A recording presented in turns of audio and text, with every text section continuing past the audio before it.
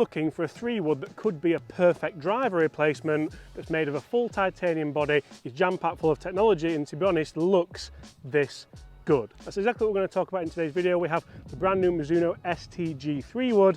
I was quite impressed with the driver. The driver's got loads of adjustability on it. It's got movable weights pretty much everywhere. This doesn't. This is a little bit more subtle. It can change the loft, you can change lie angle, and you can change a few things. But basically the story here is a full titanium body, as we've said, a Cortex chamber which runs through the bottom of the club to help you maintain ball speed on those pesky low face hits, which a lot of us do struggle with, especially with 3-woods. And it also features that weight in the sole there. So how can we put this club to its best use and potentially have the ultimate driver replacement? I must say it looks absolutely gorgeous, this, doesn't it? I love how industrial it looks here, and I love that it's a full titanium body, because that's something that Mizuno haven't generally done in the past. There's no real carbon on top here. It is, well, there's no real carbon, there is no carbon on top. It's purely just titanium. So I would anticipate that this sounds and feels incredible. Let's go with the first hit. I mean, honestly, I think that's the best looking 3-wood I've ever seen. It really does just look gorgeous. It looks that good. I've actually knocked the ball off the tee there, but it is a traditional pear shape, and that's something which Mizuno have actually said in their kind of blurb about this club. We're going to the technology, which I'll go into as well in just a second. We have a new face design as well that's designed to get you a little bit more ball speed. The story is basically it's a player's 3-wood, and you don't often get that at the moment. A lot of golf brands are like, oh, do you forgiving 3-wood for you, forgiving 3-wood for you, hybrid for you. Whereas Mizuno have gone, you know what guys, if you want something where you have fast ball speed, you want to be able to control the ball, you want bombs out there, here's a 15-degree 3-wood that looks gorgeous, is going to sound pretty special. And let's face it, I've got a 5-wood in this as well, which I'm really looking forward to testing.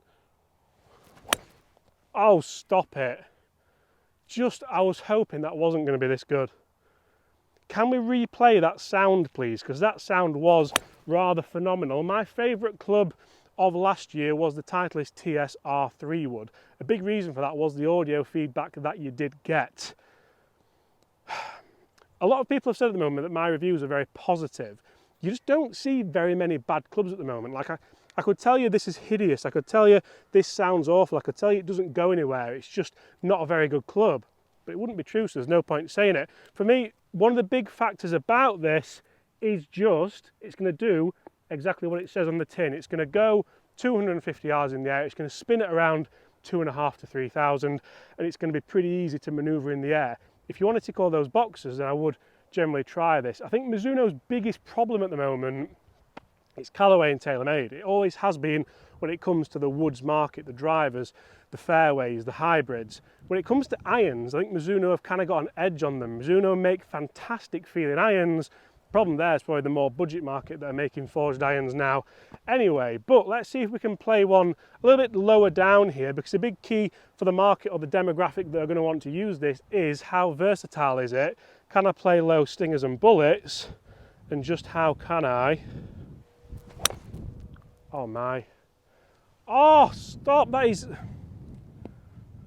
This is a difficult one to say, because without you guys hitting it, I can't really transfer how good that sounds and feels. As soon as I read the words full titanium body, I was like, oh, they've absolutely hit the nail on the head with what this market wants, with what the players who are going to hit this driver, or fairway wood, should I say, want.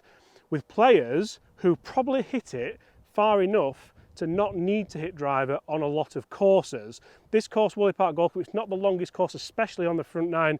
You can sort of get round without a driver, but you need the right club. You need a club that you're comfortable hitting, that you enjoy hitting, that still makes golf enjoyable. So we've teed those up. Let's go one more. Then we're going to test this club off the fairway, and we're going to see just how good this is off the fairway, because the 3-wood, it might be a tee replacement for some people, it might be a driver replacement for some people. I think a lot of people still want a 3-wood that they can launch out the rough, they can launch off the fairway, they can get on those par 5s in 2 on.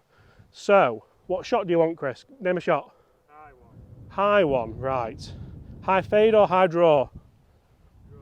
High draw, right. Can we hit a nice high draw? Yes, we can. It's overdrawing slightly, but we didn't say there was a target.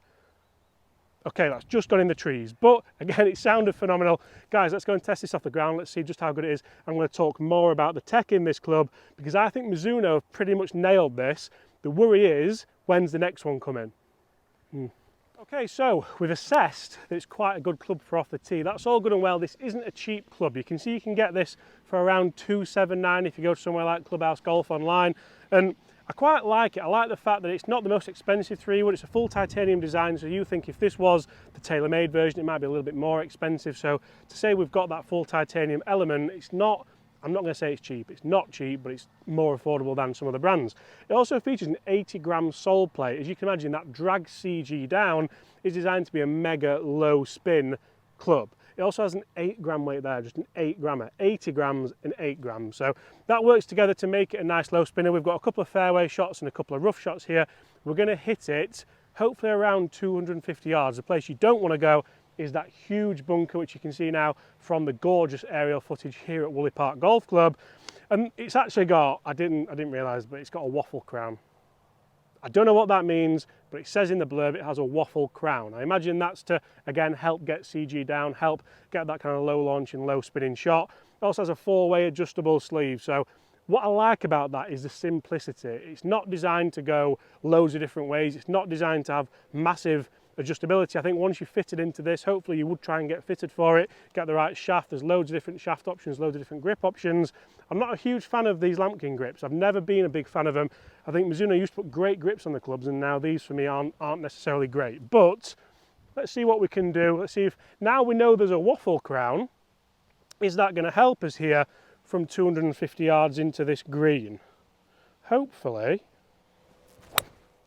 it is. I've absolutely nuked that. I really hit that good, and that's middle of the green. I can't believe how easy that was to launch. That actually, so, and this is where all this technology can kind of come in useful.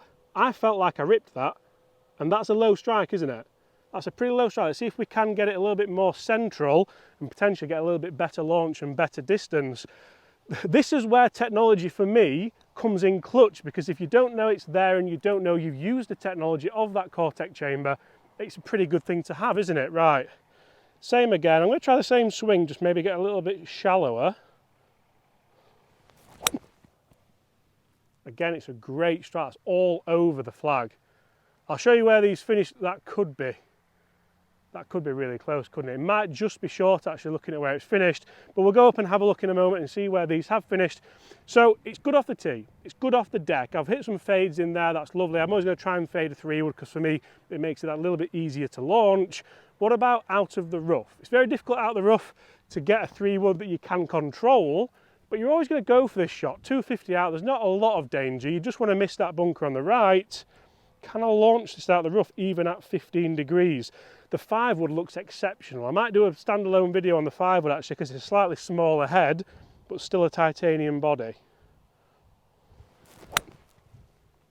Right, that's come out hotter. That's almost like a bit of a flyer. It's launched a bit lower, and that one, again, middle of the green.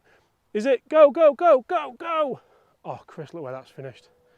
That one's just run into that bunker. So far we've hit the green once. I think we're just short with one and we've managed to go in that bunker. If we can hit the green with this one, I think that's not a bad return from this far out. Tour average from here would probably be quite a long way out. So I'm going to try and hit this straighter because it's that little bit of fade that's probably been doing me. Almost try and play a draw off that bunker if I can. Oh, that's straight in that bunker again. Go on, fly. I think that might well be in it. Guys, let's go up there and see where these are. And then I'm going to hit one shot on my nemesis hole to see if this could potentially be my driver replacement on even a good day, because I absolutely hate the upcoming tee shot. So guys, you can see we've actually got 2 on the green. So they were the 2 off the fairway, funnily enough. And then we've got 2, unfortunately, in the bunker here. And that's where it was out the rough. So potentially, if I zoom out, because that's terrible camera work, potentially not so good out the rough when you do lose the ball speed, but really happy with that one and that one there. This is, yeah, it's a guaranteed bogey, unfortunately. Okay, so we've assessed that there is loads of technology in this to help you if you want a mega low spin, high ball speed titanium 3-wood. But what about a hole that just seems to have your number? A gorgeous looking hole, but a long hole. We have a lake on the left, we have trees on the right, and we have quite a narrow fairway at driver distance. So this could be the perfect club. We've got 429 yards, so I still need distance here, but can I hit this straight enough to be in play, yet long enough to still give myself a chance at getting the green too? Par 4, it's one of the hardest holes on the course, especially today into the wind, and all I see here is a low trappy fade. I think if that puts me in play and gives me around 200 yards in, I'd be quite happy with a kind of 4-iron or 5-iron into this hole. Can I control it like I would want to? Yes. Long story short, that's one of the best ball flights I've hit on this hole for a very, very long time. Guys, thank you so much for watching. I really hope you've enjoyed this review of the brand new Mizuno STG fairway wood. Lots more to come with this. I'm definitely going to test the 5 wood and see just how good it could be. We could loft that up to be a bit of a 7 wood, and that could potentially help a lot of golfers who don't know what they want from 200 to 230 yards out. Guys, thanks for watching. Smash that subscribe button. I'll see you all at exactly the same time tomorrow. Goodbye.